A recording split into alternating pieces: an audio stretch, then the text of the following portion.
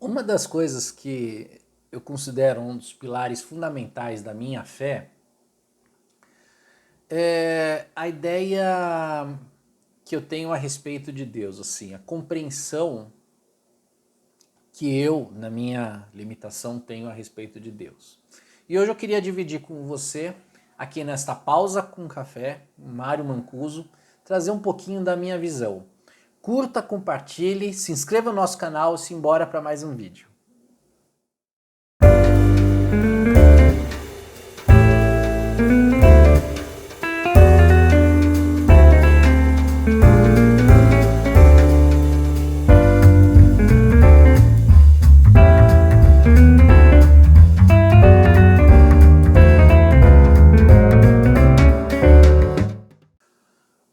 Bom, quando eu me converti, foi um processo que eu tinha que, assim, eu não entendia muito bem o que estava acontecendo. E eu comecei a organizar minha mente para entender o que era eu ser cristão. Porque eu achava que era muito mais do que aparentava eu frequentar cultos, eu ler a Bíblia, eu fazer orações, eu pedir coisas, eu ver milagres, etc. Tinha alguma coisa a mais. E o que é este a mais? Este a mais é compreender que eu sou criado e sou filho de Deus. Passei a ser filho de Deus. Não criatura, porque não é todo mundo que é filho de Deus. É só aqueles que se convertem, que são chamados, que são escolhidos e levados a Jesus Cristo, aceitam Jesus e têm um novo nascimento. Como diz em João capítulo 3, quem é nascido da carne é carne, quem é nascido do espírito é espírito. Né? Então importa nascer de novo.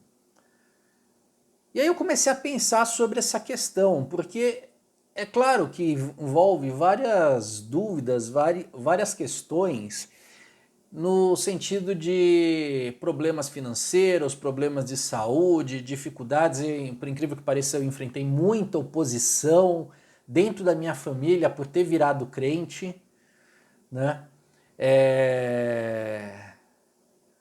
Isso que eu já tive outras coisas, até cheguei a ser agnóstico e quase virei ateu no passado e não tive a oposição que eu tive quando eu me converti ao cristianismo, quando eu me tornei cristão. E essa é algo que eu penso bastante. Então eu vi muitas dificuldades, muitos problemas. Você lê jornal, você vê políticos corruptos, você vê tragédias, você vê catástrofes e você pensa o que isso quer dizer, qual que é a questão. E aí eu comecei a orar, a ler a Bíblia, a entender, e eu cheguei a uma conclusão, que para mim é um pilar fundamental. Deus é absoluto. Deus é absoluto. Ele é 100% justo, 100% fiel, 100% bom, 100% soberano e 100% todo-poderoso. Não há relativismo, não há vírgula, não há engano. Então não existe Deus esqueceu de mim. Deus dá para todos, mas para mim não dá. Deus faz isso para todos, mas para mim não faz. Deus não pode mudar essa situação. Deus é absoluto. E o absoluto ele é um conceito que ou é ou não é. Não existe um quase. Né? O relativismo ele é uma armadilha do diabo para nos desviar e nos enganar.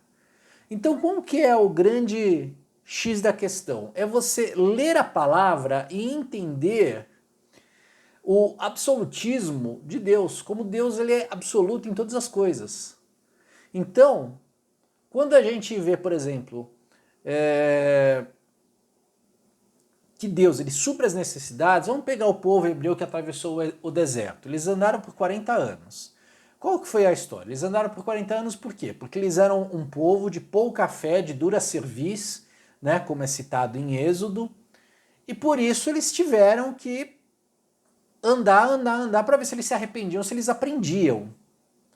Durante os 40 anos, que eles atravessaram o deserto, que não era um trecho tão grande, mas é que eles realmente demoraram, durante os 40 anos nunca faltou o que comer, os sapatos não se gastaram, não se rasgaram, as roupas não se rasgaram, e eles não ficaram um dia sequer sem ter o que comer.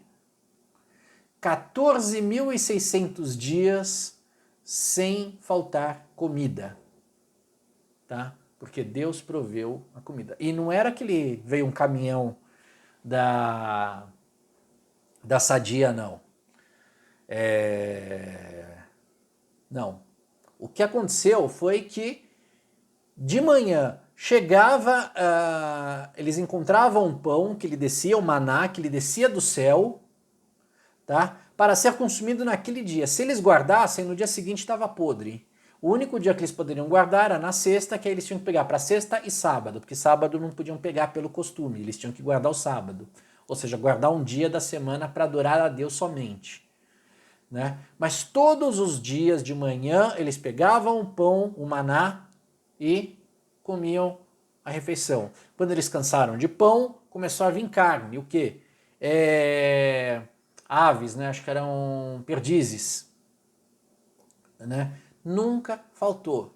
Então, Deus, ele é fiel, a promessa dele é absoluta. Não tem com esse daqui, e isso daí é interessante, porque muitas pessoas, elas leem essas histórias e elas acham assim, pô, que bonito, que bacana, que legal, nossa, glória a Deus, puxa, salve Moisés, salve José. Por quê? Porque a gente conhece o final, então a gente sabe que vai dar bom no final, né? Será que Abraão sabia que ele ia ter mesmo um filho, né? Mas Abraão acreditou quando ele tinha 75 anos e Deus disse assim, ó, você vai ter um filho e da sua descendência se fará nações. Ele, pô, tenho 75 anos, minha mulher também já tá velha. Beleza. Ele acordou no dia seguinte, aí nada. No outro dia nada. Passaram-se 25 anos. Isaac nasceu quando Abraão tinha 100 anos. Mas ele acreditou. E a Bíblia fala que a fé de Abraão foi tomada por justiça. Tá? Quando José foi traído pelos irmãos e foi vendido como escravo e foi parar no Egito, ele sabia que ia dar bom? Não. Ele devia estar em pânico. Falar, meu, putz, e agora? Cadê papai? Papai, não vou mais voltar para casa. Né? Mas ele caiu nas graças do faraó. Aí estava bem, estava legal lá com Potifar. Aí vem a tarada da mulher de Potifar e quer agarrar José.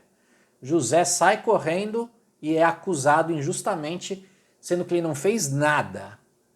Ele é acusado daquilo que ele não fez e vai parar na prisão. E fica 2 anos lá preso. O que ele pensou naquele momento?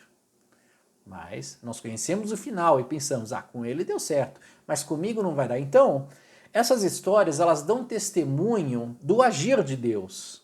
Então elas são testemunhos, elas são provas contundentes, elas são demonstrações de que Deus é verdadeiro, é absoluto, justo, fiel, bom, imutável, soberano e todo-poderoso. Não há espaço para relativismo, para exceções. Então, na minha vida, na sua vida, não tem essa, ele curou todo mundo, mas comigo não vai curar. Ele ajudou todo mundo, mas comigo não vai ajudar. É claro que existe um plano maior, né? Porque tem um versículo que fala, tudo aquilo que pedirmos será, segundo a vontade de Deus, será dado. Qual que é a vontade de Deus? Não é uma vontade do tipo assim, hoje eu acordei a fim de dar uma fortuna para o fulano, lá para o José da padaria. Não, não é essa a vontade. É um plano que Deus tem para o mundo. Deus, ele sabe de todas as coisas, ele é onisciente, não tem passado, presente, futuro. Ele sabe tudo o que aconteceu, tudo o que vai acontecer e tudo o que está acontecendo. Ele conhece cada um. E por que eu digo isso? Porque é um conceito absoluto de Todo-Poderoso. Isso é inconcebível para nossa mente. E tem uma frase muito interessante que fala... É uma frase teológica, eu não lembro de quem que é, se é de Santo Agostinho ou se é de Tomás de Aquino, que é da Idade Média, que fala que o finito, nossa mente, não pode conter o infinito. Ou seja, nós não damos conta da grandiosidade de Deus. E por isso a gente pensa Deus a partir da nossa visão. Então a gente acha que Deus ele é justo como nós somos justos.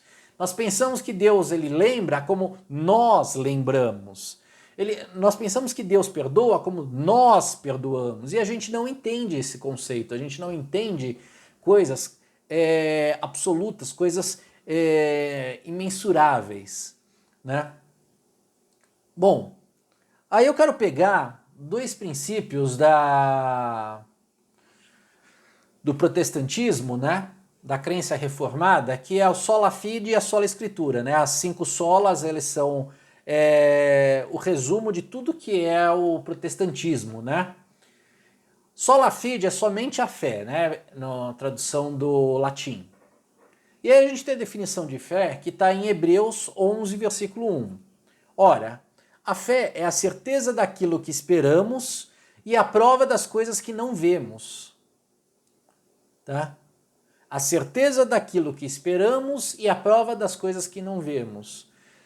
E em outro versículo diz que sem fé é impossível agradar a Deus. Por que a fé é tão importante? E o que é a fé? A fé é você acreditar naquilo que ainda não veio. Tá? Você ter certeza daquilo que ainda não veio. O que não veio para nós crentes? Que a gente tem certeza que virá? A salvação. Não é a fortuna, não é como é que fala, um romper financeiro, não é uma cura. Isso pode acontecer como pode não acontecer. A gente não sabe a vontade de Deus e os planos de Deus para o quê. Mas a salvação ela vem. Ela vem por quê? Porque Jesus Cristo afirmou. Jesus Cristo disse: todo aquele que me foi dado, nenhum deles se perderá. A única exceção que Jesus disse, ele citou na Bíblia, era o filho da perdição, que foi Judas. Todo o resto, os apóstolos, os outros 11, os discípulos que vieram depois, eu, você, todos nós que somos crentes, que entregamos a vida para Jesus, nenhum de nós será perdido. Nenhum de nós será perdido. Jesus disse isso. Então, se ele disse, não tem uma cláusula de... Tá? Isso, inclusive, é bastante controverso, porque há pessoas que dizem que dá para se perder a salvação. Eu, particularmente, acredito que não. Né? E a prova daquilo que não vemos. O que a gente não vê? A gente não vê a Deus, a gente não pode ver, mas a gente sabe que ele existe. Né? Os céus dão testemunho, a Bíblia dá testemunha dele. E aí a gente tem a sola escritura, que é somente a Bíblia. A Bíblia é a palavra de Deus. Ela é inerrante, suficiente e infalível. O que quer dizer inerrante, suficiente e infalível? Quer dizer que ela não erra nunca, em nenhuma linha, em nenhuma vírgula, em nenhum ponto. Tá? Isso é uma coisa controversa, porque muitas pessoas falam que existe um simbolismo, que existe uma linguagem figurada, que não é bem assim, que isso, que aquilo, tal. Não, ela é 100% correta. Tá? Se está escrito lá que Deus fez o burrico falar para dar uma bronca no profeta, eu acredito que o burrico falou. Tá? E o que é engraçado nessa parte, assim, da gente ver até de acontecimentos, é que a gente tem a pachorra de eleger quais acontecimentos a gente acha que são passíveis de terem acontecido. Quais milagres aconteceram e quais não. Então vamos pegar um milagre bem popular. Jesus transformar água em vinho nas bodas de Caná. Né? Então é uma história conhecida, tinha acabado o vinho, aí o dono da festa vai falar com Maria, Maria vai falar com Jesus, e Jesus vai lá, pede para encher as talhas de água, e a água se transforma em vinho, o melhor vinho que qualquer um já pode ter provado. Se você, meu amigo, você pesquisar um pouquinho no Google, a composição química da água e do vinho, vocês vão ver que é completamente diferente. O vinho não é uma água tingida, tá? Um pouquinho de suco de uva. Ele é outra coisa, certo? É completamente, a água é H2O, 2 átomos de hidrogênio por 1 de oxigênio, tá? O vinho é uma cadeia carbônica, certo? Ele tem álcool, tá? Então ele tem vários elementos que não tem na água.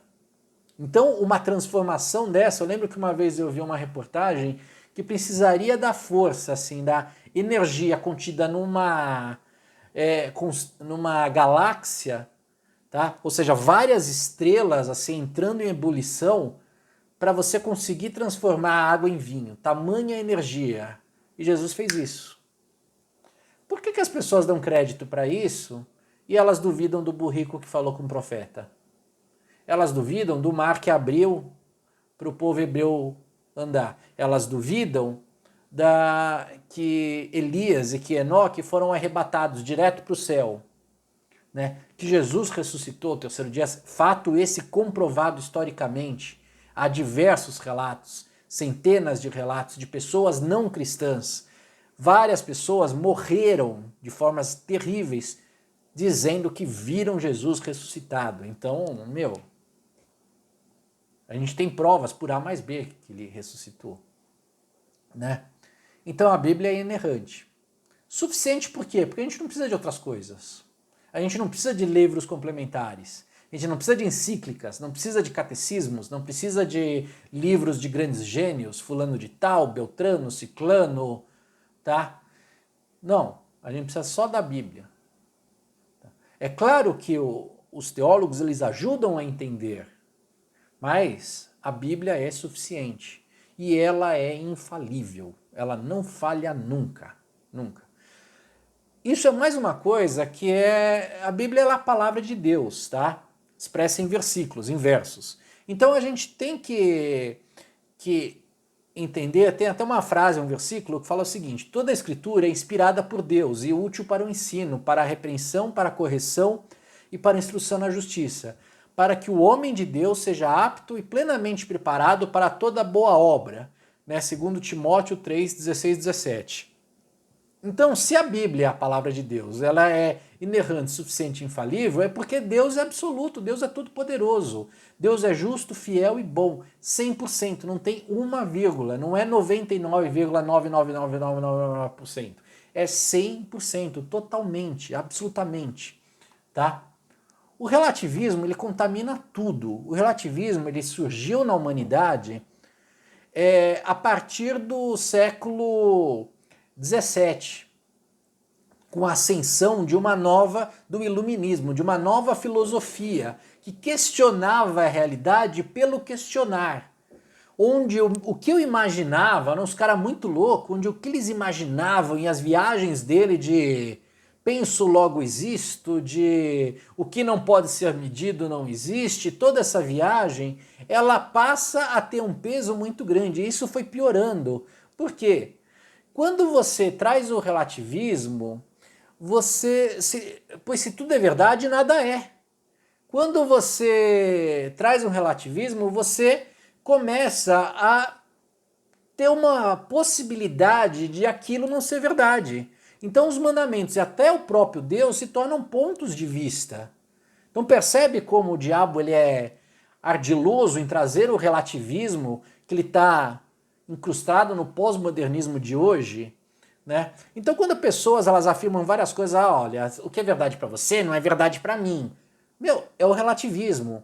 Quando as pessoas falam assim, olha, você não pode dizer que eu sou assim porque eu me sinto assado e eu tenho o direito de pensar que eu sou assado. Tá? Eu acho que eu sou um cachorro e você está dizendo que eu sou um ser humano, mas eu sou um cachorro trans. Quando você traz esse relativismo, você tá fugindo da verdade, né? E Jesus disse, conhecereis a verdade os libertará. Quando você não conhece, você renega a verdade, tá? Que a verdade é Jesus Cristo, que é Deus, quando você renega a verdade, você está preso. Você está preso no mundo de faz de conta, no seu Neverland particular, no seu mundo de Walt Disney, né? Walt Disney não, né? De Pinóquio, sei lá. Então, assim, o relativismo ele é uma coisa errada e é uma coisa do diabo. Tá? E outra coisa, Deus é todo-poderoso e nós somos criaturas de Deus, nos quais uma parte nossa é chamada a se tornar filho de Deus. Por quê? Como? Não sei. Tá? Mas não é todo mundo que vai ser filho de Deus. É somente aqueles que aceitarem Jesus como seu Senhor e Salvador, com todo o seu coração e tiverem um novo nascimento. Tá? Declararem com a sua boca. A vontade de Deus ela é soberana, independente da nossa vontade. Ela sempre acontece. Isso é um assunto até um pouco controverso, que a gente pode participar ou não. Calvino dizia da graça irresistível que a gente não participa da vontade de Deus. Ela é totalmente a vontade de Deus, acontece que a gente querendo ou não. Já Armínio fala que sim, a nossa participação ela tem que acontecer. Então a gente tem a possibilidade de dizer não. Então é uma graça resistível. Não sei. Eu voto por Calvino. Eu acho que a graça ela é irresistível. Tá? Entretanto, os planos de Deus eles não são frustrados. Eles não podem ser frustrados. Eles não serão. Tá? Deus é o vencedor e sempre vai ser. Então, assim, eu trago essa reflexão porque é muito importante, isso me ajudou bastante, isso fundamenta a minha fé. Sempre acreditar e pensar em Deus como absoluto, 100% justo, 100% fiel, 100% bom, 100% todo-poderoso, que Ele é o Senhor de tudo e está no controle sempre, me faz pensar que eu jamais estarei sozinho. Não tem como dar errado, não tem como dar ruim. E outra, eu sei que eu estou salvo. Eu sei que eu estou salvo, né? E desculpa, se você quiser colocar aqui nos comentários, pô, Mário, você é um cara arrogante, como assim você diz que você está salvo? Você não peca? Sim, eu peco. Mas Jesus disse que eu estou salvo, porque eu sou filho de Deus. Então, contra os fatos não há argumentos. Curta, compartilhe, deixe sua opinião, traga dúvidas e vamos conversar aí. Até o próximo Pausa Café com Mário Mancuso.